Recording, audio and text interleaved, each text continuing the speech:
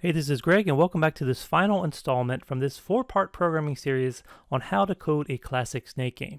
In the first three parts of this series, which I'll link above and in the comments down below, we built out our game movement mechanics, all of our score mechanics, and so now in this final video, we're just going to work on some finishing touches, so some animation elements, system for storing and displaying our high scores, and things of that nature. So let's jump right in and get back to it. Okay, so we really do have some good game mechanics at this point, I think. So I want to move towards wrapping this up and adding some finishing touches with things like a new level animation, and then maybe some sort of animation when you die at the end of the game. And then also probably some sort of high scoreboard to keep track of the high scores. So we're going to get to all that, but first just a little housekeeping. I just want to point out that I did come in and I ended up putting sort of lower bounds and upper bounds for that multiplier delay. So I just called it mult time lower, mult time higher. And so I set these at first. I have them set low now because I was testing. But for my gameplay, maybe I'll have this set back to 10 and 30. So I just have to change it in one place, and then that will change on this page here.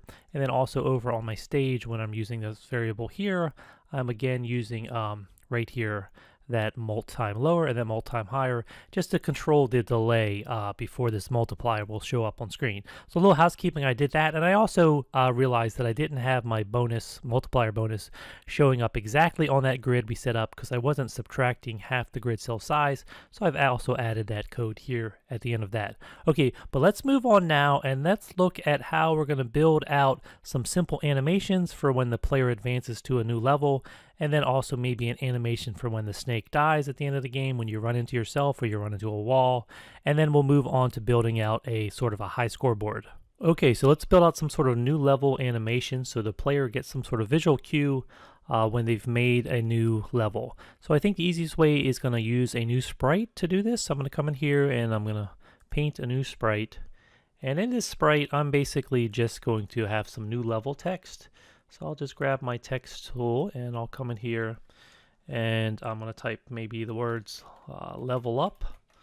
Now, of course, I want to change the color that I'm seeing here. So I'm just going to select that and I'll come in here and we will just change a different color. Not so worried about the color. We can change that later, but for now, this is fine. And then I could fool around with the fonts in here if I wanted to. So this pixel font is kind of cool for a game. And I'll go ahead and I'll make this a little bit bigger. Again, we can adjust the size if we need to once we get into the coding, but for now I'm just going to make sure it sort of snaps to the center there. And we have this level up text, and then I'm actually going to duplicate this, and I'm going to have a second costume here where I come in here, and this time I'm going to type something like growth rate increases. Now let me just zoom out here so I can make sure I'm getting that right. Growth rate increases, and I mistyped there. So let's fix that. Growth rate increases. Again, I will snap this to the center, and this one I can maybe make smaller, but we'll leave it like that for the moment. Actually, I will make it a little smaller. So let's grab this one and let's just drag it down a decent amount. Something that looks good. We'll bring that back to the center. And that looks like that's 221 pixels. Let's look at this one too. Level up. Again, we can make this a little smaller if we want to. Again, these are all things you can change with the size code in our coding if we need to, but we're just going to use level up. So we want this level up, and we have another one that's growth rate increases. Again, we're just looking for a basic animation. So once I have that, maybe I'll grab a sound effect too so I can play a sound. So I think what I had done is come in here. And I don't think I'm recording my screen audio now, so you might not hear this yet, but I'm going to go ahead and pull a sound out of the sound library here. So I'm going to go ahead and do a new sound. And I think the sound that I was using was this wind sound down here, this one here. Yeah, so this little sound here. So you might not be hearing this yet because I don't have that sound turned on. I'm not recording that sound as I do the screen recording here. But so let me grab that, and we're going to come into our code now. And we're going to do some code for this. So I'm going to do something basic like, for starters, we want to hide this when the game begins. So when green flag clicked, and we'll also grab out when game starts. So when clicked, and then when the game starts, when I receive the start message. So when I receive start game. So in both of these instances, we want to make sure we're not showing this, because it's not going to show when the game first starts, because you will not have made a level at that point. It's not going to show when you're on those other menus. So we'll do that and we'll bring these out. Now, what we're going to do is just every time the player makes a new level, we'll create a clone of this. So I'm going to go down under control and find this when I start as a clone. And then we'll have it just go to 0, 0, the center of the screen. So we'll go under motion. We're going to grab that go to block. We'll drag that out and we'll type in 0, 0 for the coordinates. That's going to be the center of our screen. And then we also want to make sure, of course, at that point that we show this. So we'll come back under looks.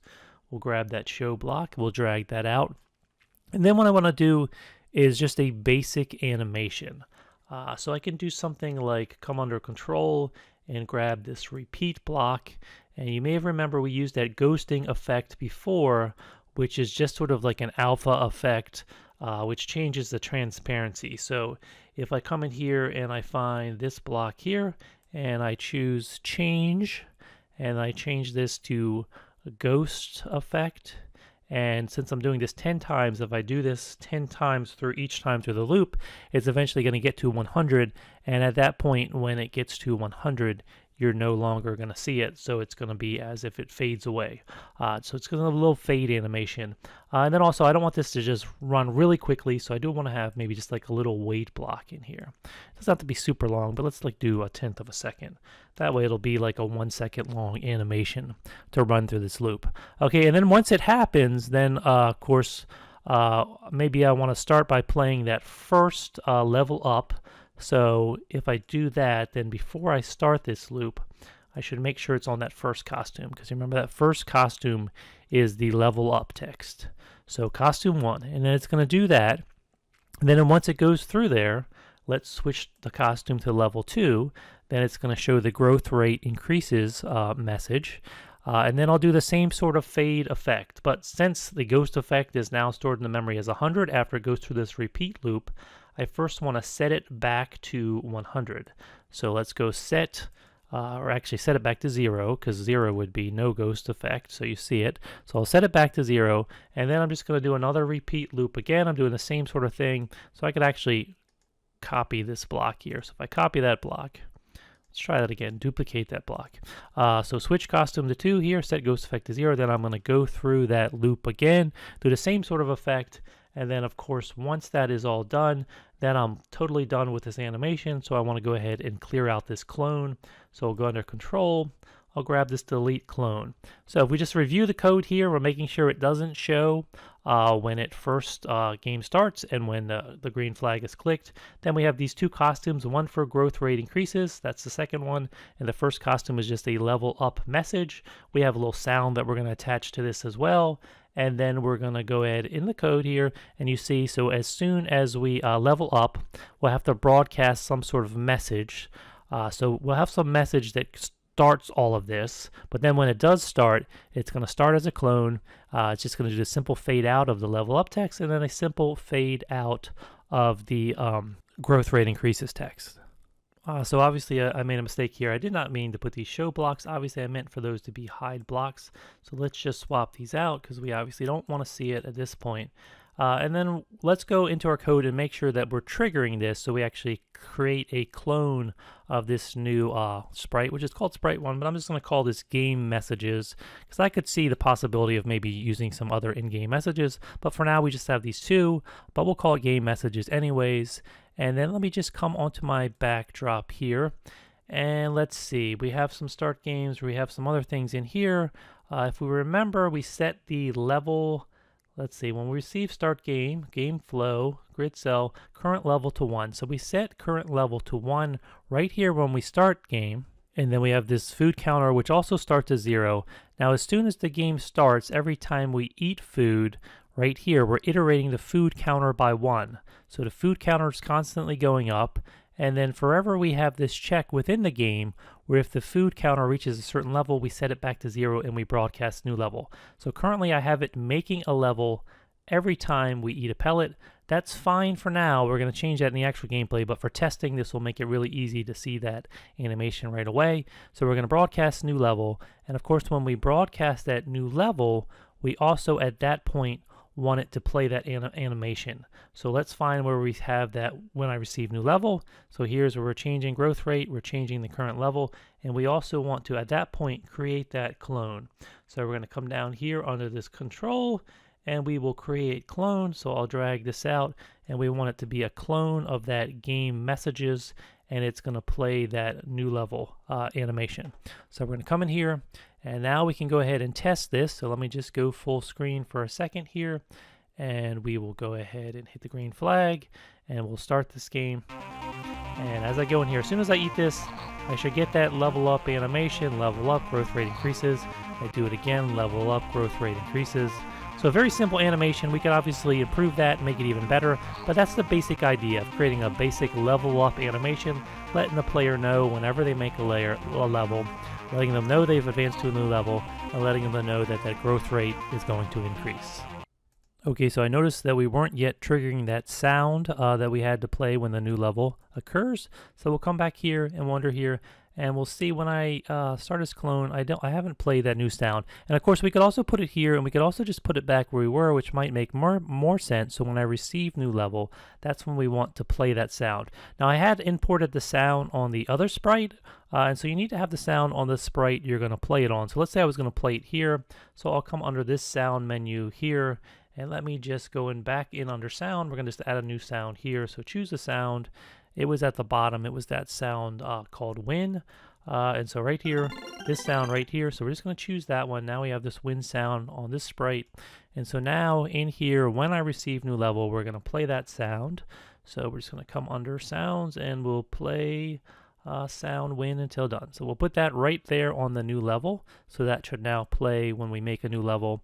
And just to check this fully, now would be a good time to check this food counter. So we've been having it just up the level every time we reach one, but let's just imagine we have to eat 3 food pellets before we want to change it. So if I change this when I receive start game forever, it's checking if the food counter reaches 3 before it broadcasts new level, and then it resets that food counter. So that should mean we have to eat 3 pellets every time before we make a level. So let's just make sure those game mechanics are working. So let's hit start game, and then here let's count as we go. There's 1, here is 2, and here is a 3rd. So we should level up when we eat this one, if I can find my way to it.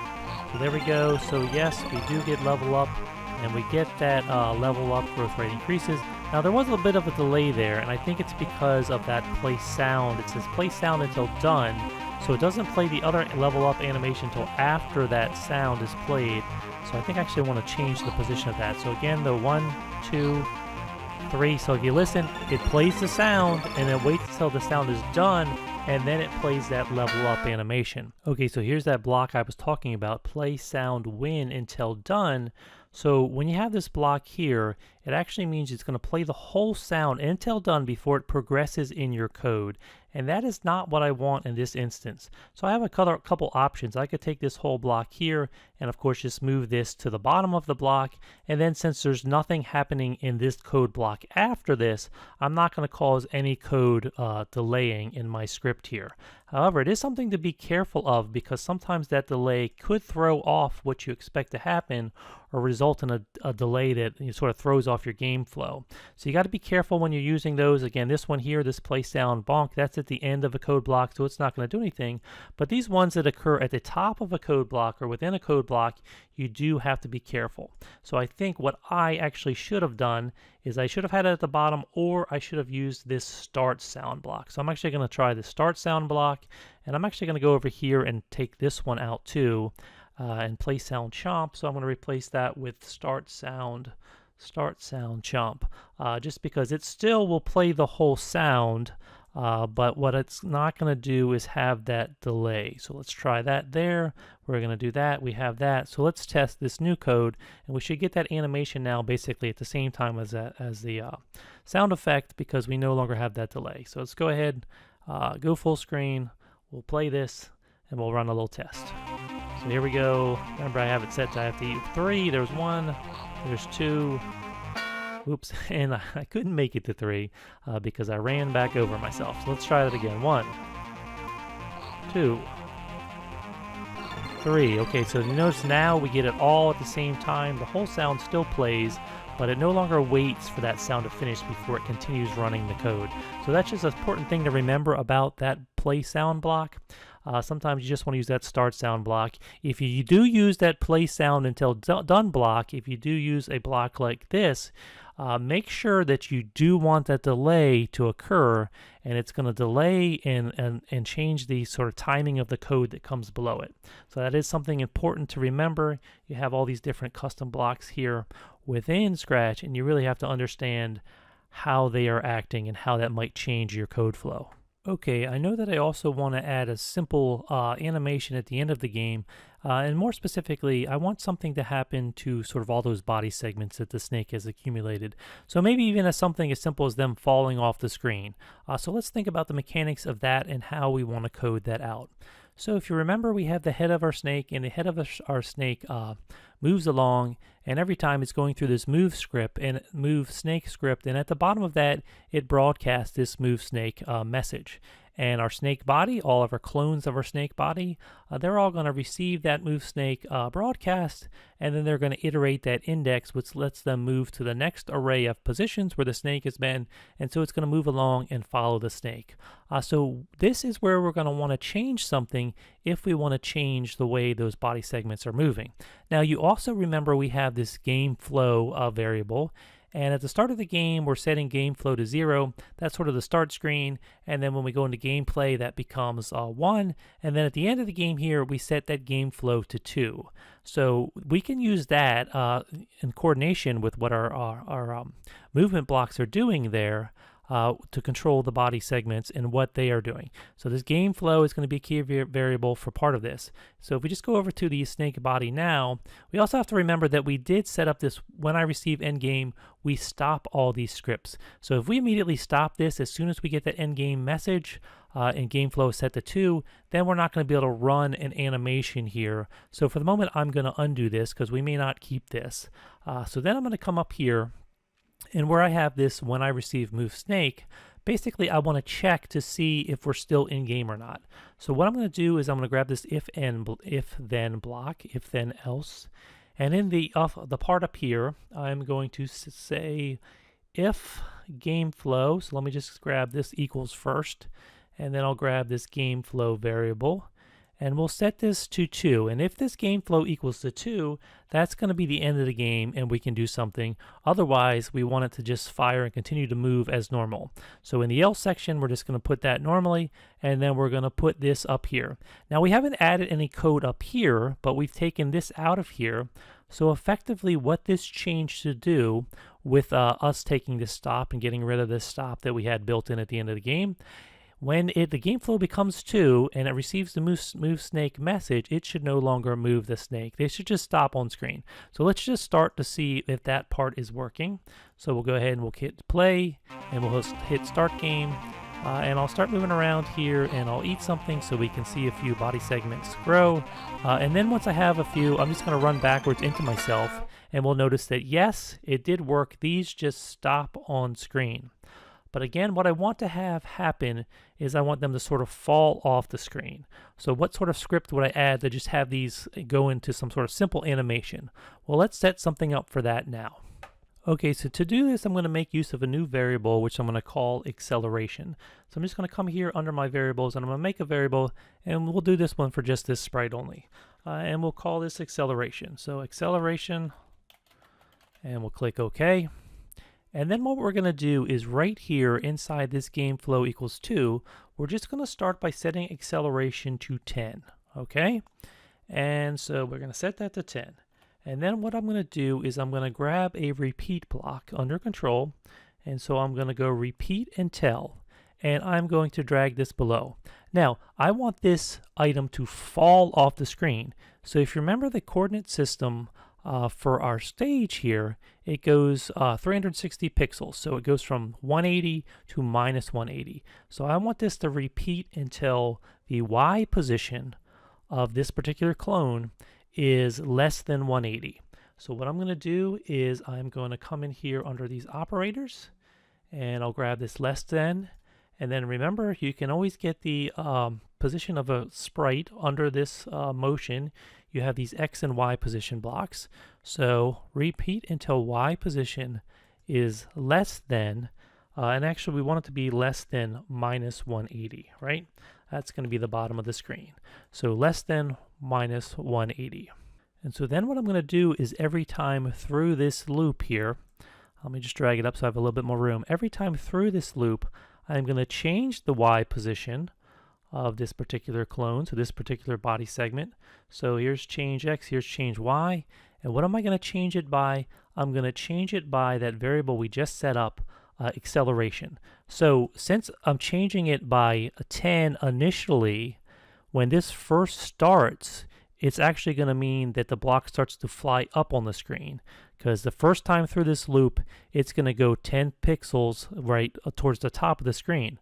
But so to make it so that it does eventually fall down, every time through this loop, we're going to reset that variable's acceleration. So we're going to change acceleration by 1 each time. So every time through the loop, acceleration is going to go down 1. So let's do change acceleration by -1. And so the first time through the loop, the acceleration is 10. Oops, I put that in the wrong spot, didn't I? Let's put it up here. So the first time through this loop here, acceleration is 10, so it'll start to fly upward. The next time it's going to be 9, and then 8, and then so on. So eventually this is going to go from traveling upwards to falling downwards off the screen. And of course it's going to travel faster and faster every time it goes through this loop. And of course this loop is going to stop once it's actually falling off the bottom of the screen. And of course once it falls off the bottom of the screen, then we no longer need this game clone. So we could just go under control and we could grab this, delete this clone.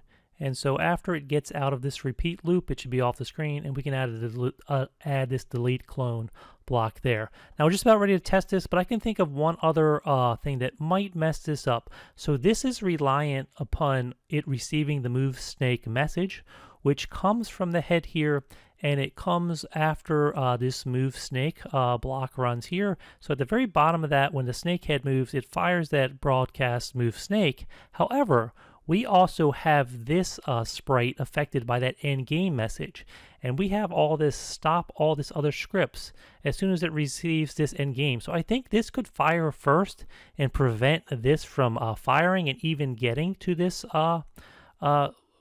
this variable here once the game is ended. So we might never get over to our body segments because they might never get this message. Hopefully that makes sense. But so what I think we need to do is to make sure that that broadcast of move snake fires at least once after the end of the game. What I'm going to do is actually come under my events here, and I'm going to grab this broadcast block, and before I stop these other scripts here, if I'm stopping them here when the game gets to that game flow equals 2, I'm going to make sure I put one more broadcast move snake message here, and that will ensure that on the snake body, this is going to fire when the game flow condition equals 2 at the end of the game. That's going to make sure it gets into this. It's going to make sure this animation plays. So this should work now if we've done everything correctly, but of course let's jump in here and test.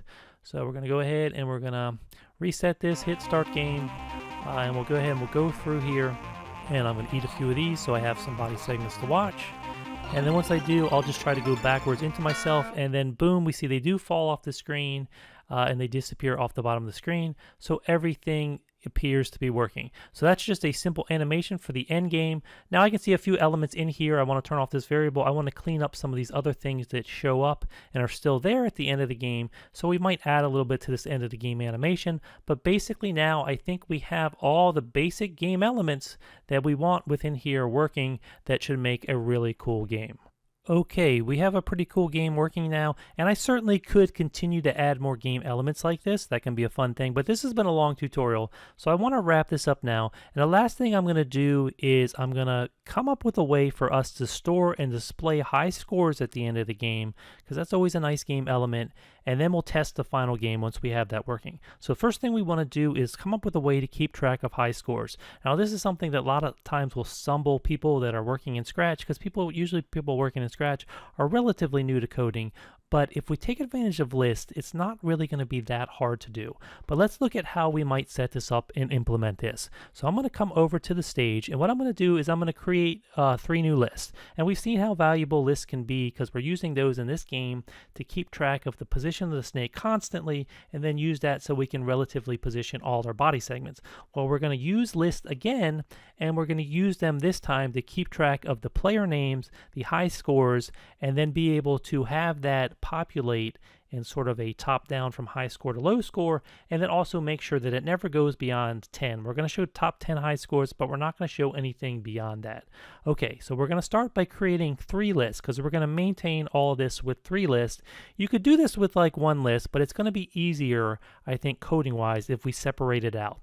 So what I'm going to do here is I'm going to come down below here and I'm going to make a new list, and we will call this first list add high score. Actually, we're going to call this first list high score names. So we'll call this high score names, and we'll click OK. I'm going to add another list. We're going to call this one high scores. Okay. And then for the third list, we're going to call this this list high score display. So 3 different lists. Okay, so we have our 3 lists, and so now how are we going to make use of these lists? So first I'm just going to show you how I envision these 3 lists working here, but then we'll actually see how to code it out so that it automatically is going to go to work for us. So I'm going to go ahead and I'm going to add, I envision like at the end of the game, like you'll have a chance to type in your name if you made the high score list. So maybe your name is Greg, like me. And so you'd put that in there, and then obviously from the game is going to pass in your score. So maybe this player scored 3,000. And then on the actual game display, it's going to display both of these. So none of these first 2 won't show. And the reason why I'm keeping them separate is it's just easy to store these separately and then to use some code to join them in this final table rather than having to break the player name and the score apart each time.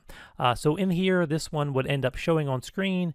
And so what this would show on screen would be my name, and then it'll also show whatever my score was, which was 3,000, right? So 3,000. So this will show on screen once the game is over, and you'll have a chance to add your high score if you made it into the top 10 scores. And of course, we will have these scores sort of repopulate and reorder based on the score you get in the game.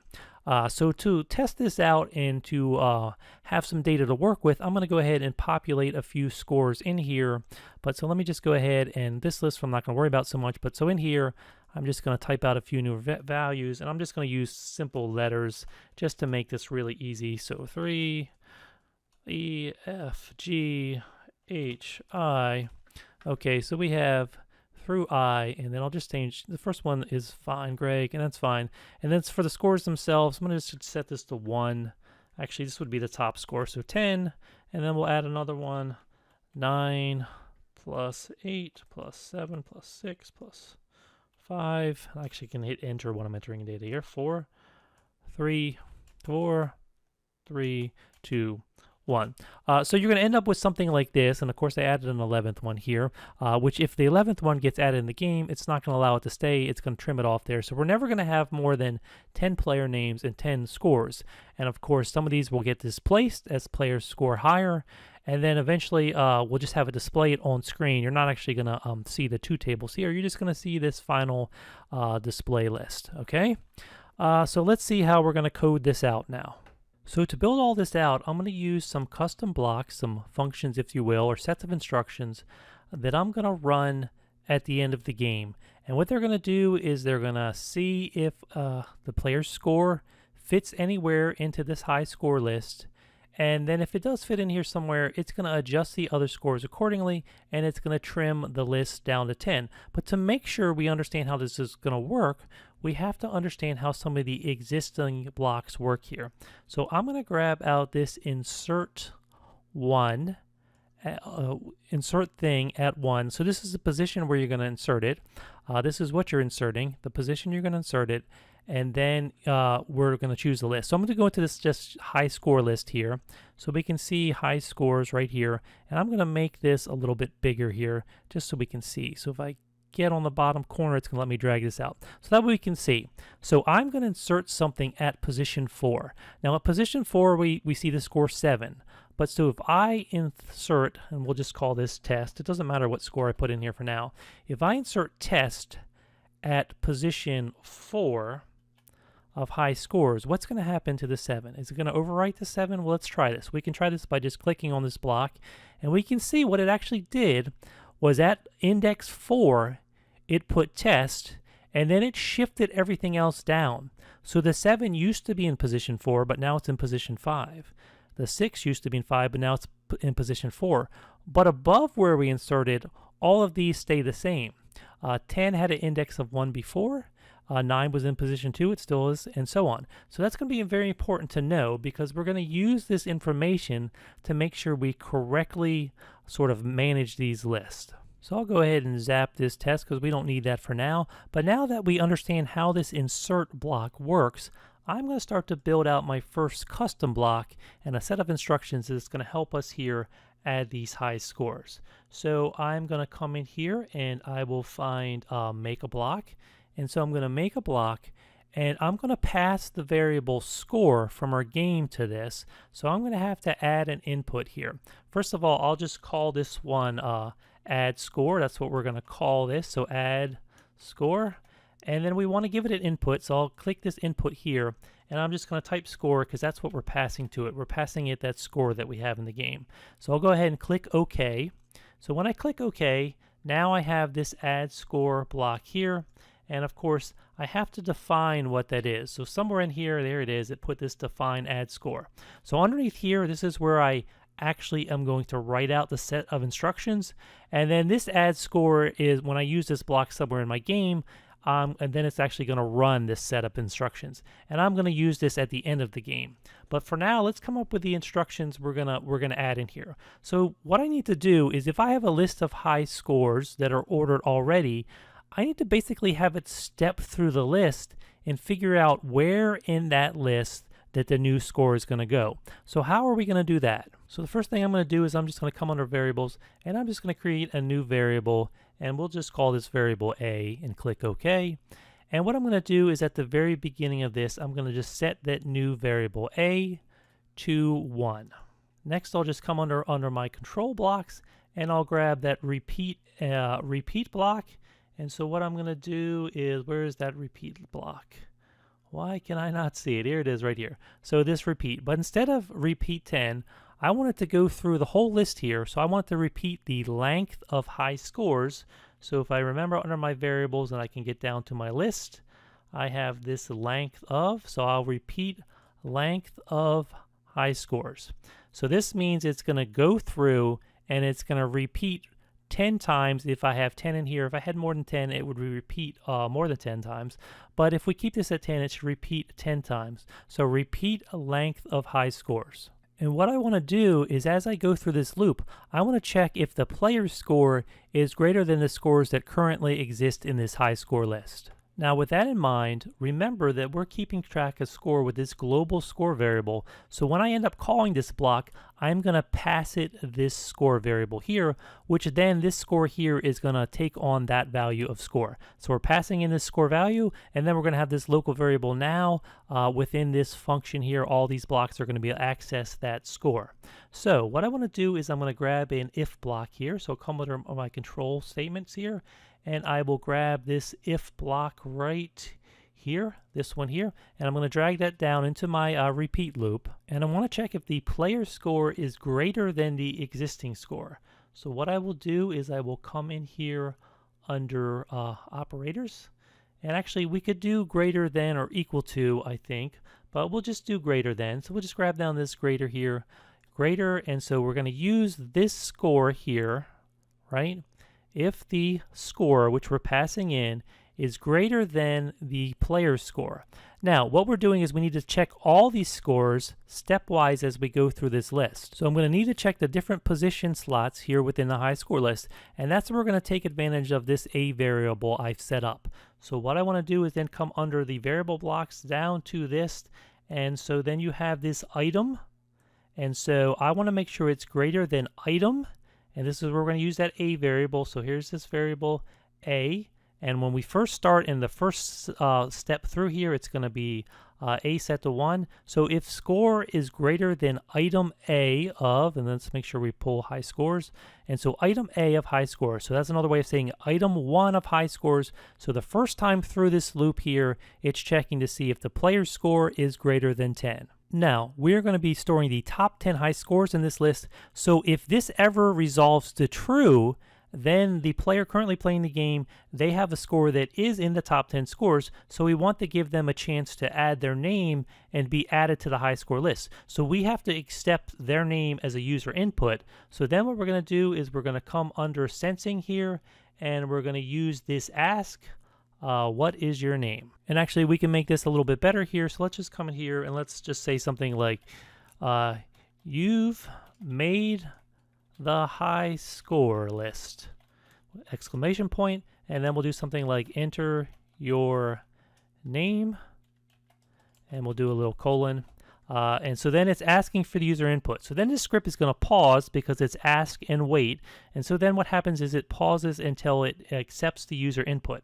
So if you ever use these ask block before you ask a question, that's going to show up on screen. It's going to pause. And then when the answer comes back, it's going to get stored in this little answer variable here. So that's important to know because we're going to make use of this now so that they can input their name and we can put their name in the high score list. And of course their score we already have and it's passed into this function. So with our test, since we saw all the scores got bumped down when you insert a score, we know that we check this position, and in this position, this score is greater than the existing score. So let's put the new score in that position and let all those scores that are less than it get bumped down in the list. So to do that, we're just going to come back under variables and come down to the list variables, and we will just grab this insert, and we will put this here and insert what? We're going to insert score. So I'll just duplicate this. And where are we going to insert score? We're going to insert it at the A position.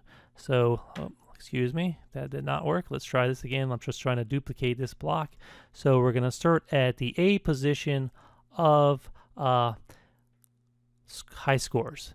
And now we also want to insert their name. So I'm just going to duplicate this, right?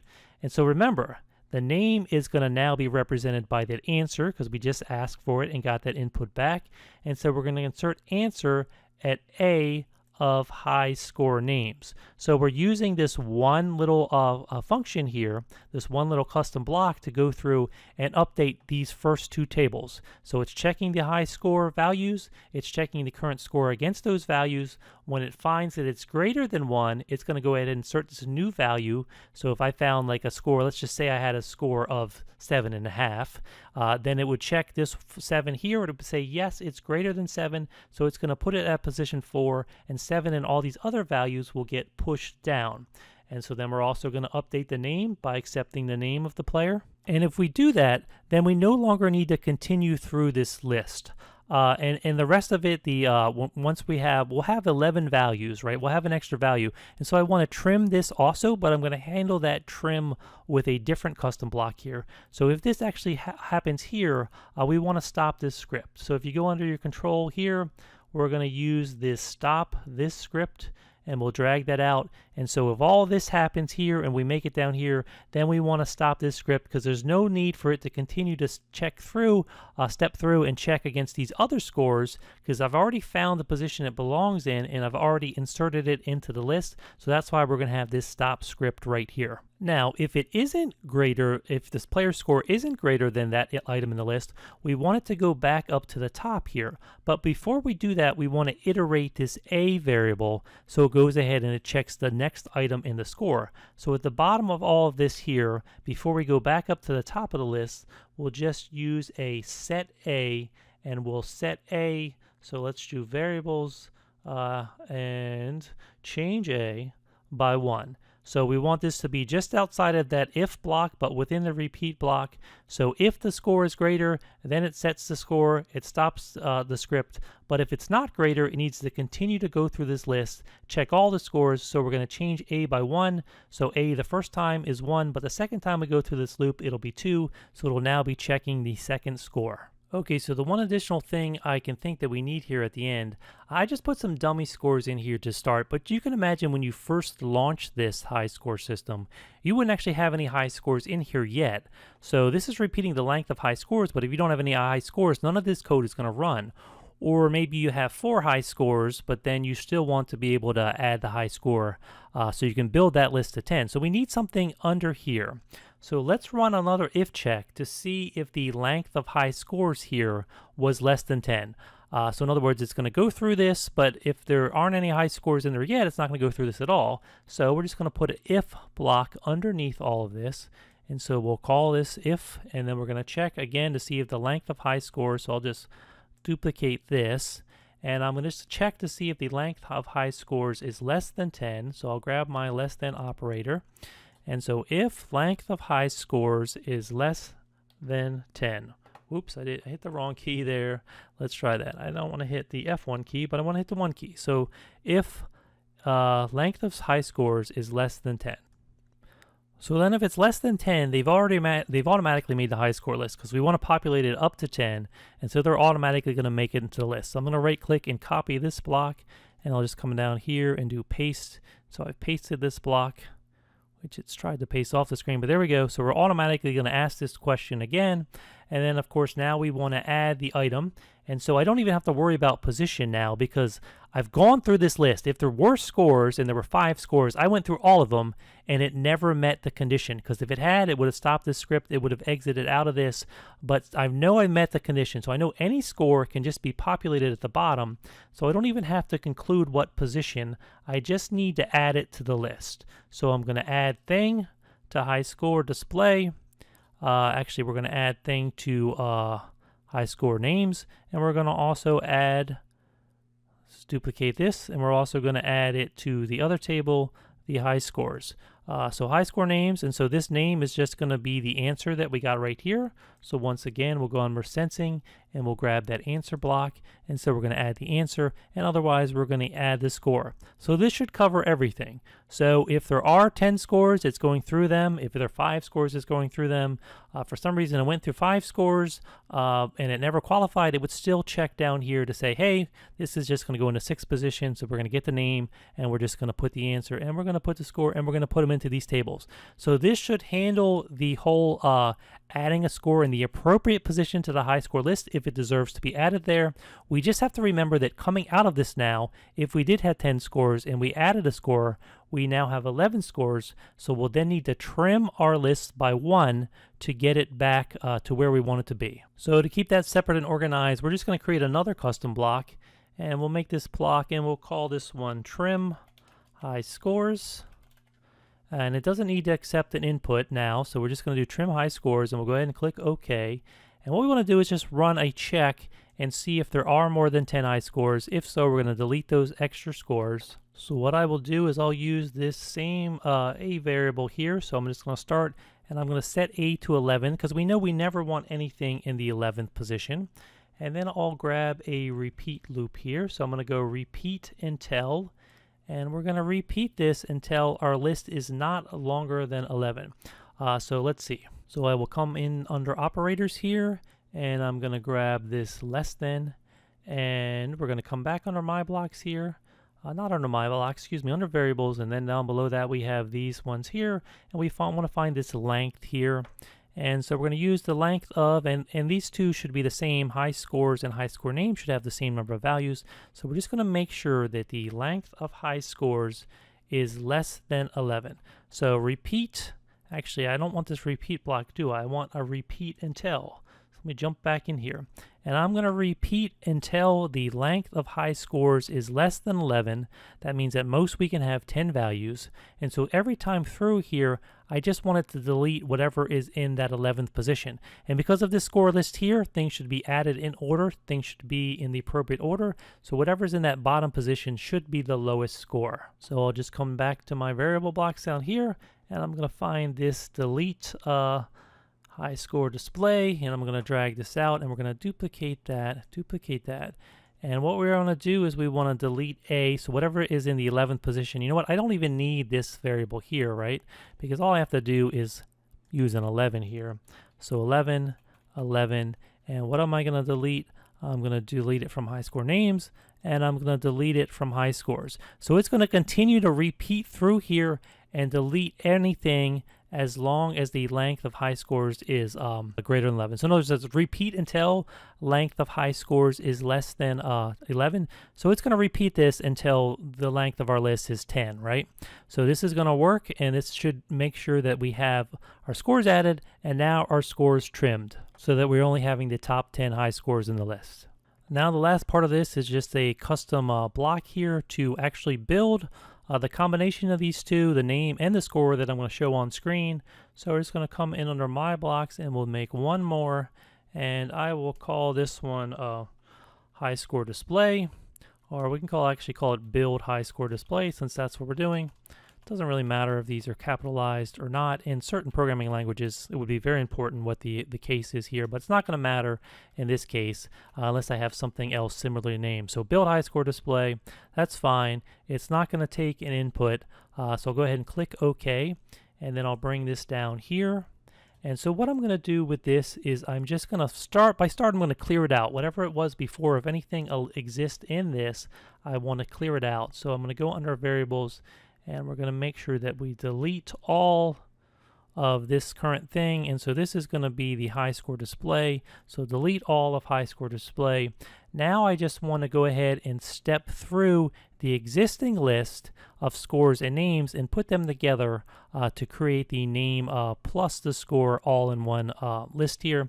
So what I'll do is I'll use the same sort of setup I did before, where I set A to 0, and then I'll grab a repeat block. So I will repeat this, and how many times I'm going to repeat this? I'm going to repeat the length of this list. So I'll come down under my variables, come here, once again grab this length block. So length of, and again, it doesn't matter whether I'm choosing high scores or high score names because they should be the same. But so I'm going to start with A actually at 1, set A to 1 at the start of this. So I start in the first position since it starts numbering the indices here at 1. And we're going to repeat the length of high scores. And then what I'm going to do is I'm going to want to add it to this display. So we'll get to what thing is here in a minute, but we're going to add it to high score display. And then obviously at the bottom of here, we need to iterate one. So when it goes back through the loop, it's then doing the second one, the third one, and so on. So again, we'll go under our variables here, and we'll grab this change A by 1, and we'll put that at the bottom of the loop. So every time back up, it's going to the next number in the list. Now this thing here, this is where we want to join together the high score name at that position and the high score at that position. So this is where we need this join operator. This is where you can join strings together. So let me grab this join. And then we're actually going to have a third element here. So I'm actually going to put a join within a join, just because I'm going to do something like this. So the first thing I want to join is going to be whatever is in that first position of high score names. Now the position, we're using this A variable to say what the position is. So let me come down here under variables. So let's do item, boom. And let me just actually duplicate this block here. Let me scroll down so I have a little bit more room. So I'm going to duplicate this block because we're going to use it twice. And so whatever is in the A position, so let me go up to my variables and grab that A variable. We'll duplicate that because we're going to use this A variable in here. So item A, and this is going to be of the names. And then we're also going to pull the score. So what we want to do is join the name that's in position A. And then the reason why I have the other join nested in here is because afterwards I'm just going to use something like a dash. So in other words, space, dash, space, so that I separate the name and the score. And then this is the actual score, so I'll drop that in. And so then all of this is what I want to add to the high score display. So let me just grab this whole block now and pop it in there. So we have this add high score, which goes through the list, it checks, and it inserts at the appropriate position. Then we're going to have an extra item, so then trim high score will take care of that. And then finally, to build the table of scores, names plus scores that we actually want to show on screen, we'll use this one here and repeat the length of high score. So this all should be working. So all I should really need to do is add these blocks right when that endgame message is broadcast. So if I look through my code here, here's endgame right here. So let me grab this block and start to bring it up. And so when I receive end game, it's going to do this other things here. So I want to add score. And then if I go back to my custom blocks here, then after that, I'm going to want to trim the score. And then after that, I am going to want to build the high score display. And then the last thing, I want to make sure I show that high score display on screen. So let me just come in here and come under variables again. And if we come down here, there should be a show block. So show list high score display. So we're just going to make sure that we show that. And we also going to make sure that that's hidden at the start of the game. So when I receive start game, and also, so where's this hide? So here's hide list. We can put it up there, and we'll duplicate it, and we'll also put it under here, so we'll make sure that that never shows at the beginning of the game. It only shows here at the end of the game. And of course, we don't need to see any of these checked on now, so let's go ahead and check all of these off. We don't need to see that A variable, so let's just do a little cleanup here where we turn off these extra variables. Snake body acceleration, we don't need that anymore. We don't need to see that anymore. So let me just come in here and turn off that variable. And then let's just jump in here real quick and let's check and see if this high score appears to be working. So we're going to start the game. We're going to come through here. Game over. So I'm at 10. It said you've made the high score list. So I'm going to go ahead and type in my name, Greg. And I don't need to type in a score because they'll take care of that. So I'm going to hit the checkbox here, and we can see that the score, yes, it does show up here. Now, I'd kind of like it to show this full screen so I can see all the way down the list. But we can see, yes, there are 10 items, and it actually has a ones here where I didn't have a name, I guess. But so those should take care of themselves after I populate more scores. But what I can do is I can come out of here, and with this on screen here, it's going to get hidden, but wherever I place it should be where it shows up on screen. And I can also make it bigger. So if I wanted to show bigger at the end of the game like this, I could do something like this, sort of centered in the screen here. Now if I jump back in here, and I play this game again, and so let's score a few more points this time. So 10, 20, 30, 50, 70, that should be the new high score. So now if I die, you've made the list. So this is, just give this a random name, John, and hit enter. And now, so now we see John, that's the new high score, and we can see that the bottom ones are getting bumped from the list. So this -3, where I didn't have a name, that should get bumped next, assuming I score something different. So let's try to score one where I score between 10 and 70 and see if this list populates appropriately. So you can see now that I do have a couple user interface things where if I'm showing this at the end of the game, I may want to have like a new game button down below it. So there are some little workflow interface things that we're going to finish here at the very end of this, but we can just hit this green flag to reset this, start the game. Let's come in here, and so there's 20, there's 30, that's in between. So if I stop there, just to make sure, we'll just call this test and hit enter. And now we see that yes, test did show up in the right spot. So all these other scores got bumped down. The bottom score got bumped off. So this high score display is working exactly as we want it to. So that's pretty cool. So we're really close to the end of this. Let's just finish up some basic user interface stuff, and then we'll call this a done tutorial. Okay, so a few quick final updates on what I'm calling the final version of this game, at least for the purposes of this tutorial. So I've gone ahead and I've added this game instructions on this costume under user interface. So when you first hit the green flag, you'll get these instructions in case you haven't played the game before. Of course, you use this button to start the game, and all this is hooked up to that game flow variable, if you remember.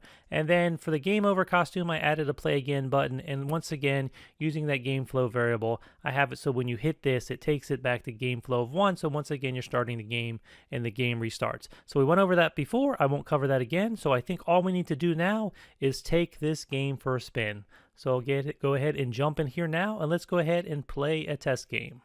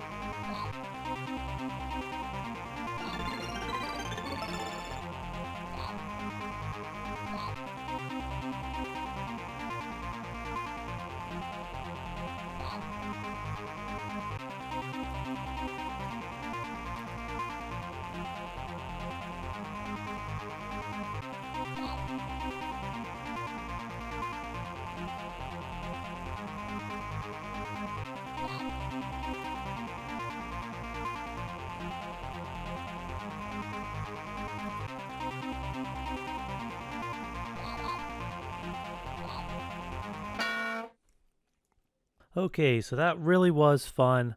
I do think we built some nice addictive qualities into this game with the high scoreboard, the snake getting faster as the game progresses. Really doesn't make it so you sometimes have to try to press those keys quickly to make those turns, and then sometimes in doing so, you'll head back in the direction you just went and you'll kill yourself or you run into a wall. So it really does have this fun, addictive quality. It's really a simple game, but we have just enough game elements that I think make it really fun, which is, of course, the key for any game.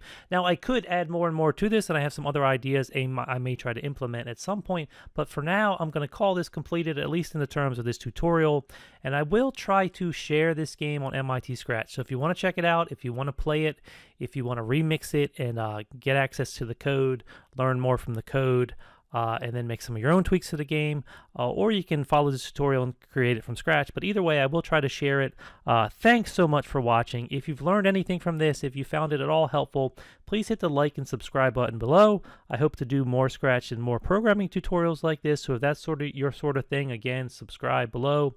And you can hit the notification icon if you want to get notifications from this channel. Thanks again. I'll type in my score here, and that's going to bring this to an end. You can go try to beat this one score I got of 850,000, and I really think because of the multiplier effect in this game, it really is possible to really get high scores, which again makes it just a fun element of trying to get onto this high scoreboard. Thanks again. I'll talk to you soon.